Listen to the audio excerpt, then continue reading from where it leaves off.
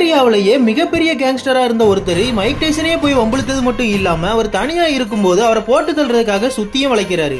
அதுக்கப்புறம் அங்க என்ன நடந்தது தெரியுமா? 1986ல மிச் கிரீனுக்கும் மைக் டைசனுக்கும் ஒரு பாக்ஸிங் மேட்ச் ஒன்று நடக்குது.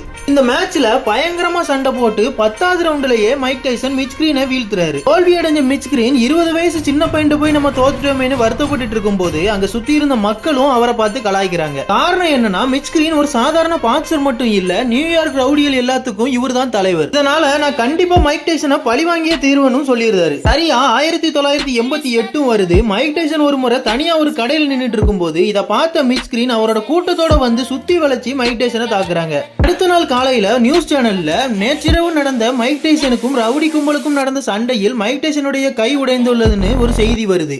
ஆமா, மைக் டைசனுடைய கை எதுக்கு உடைஞ்சதுன்னு உங்களுக்கு தெரியுமா? அதை நீங்களே பாருங்க.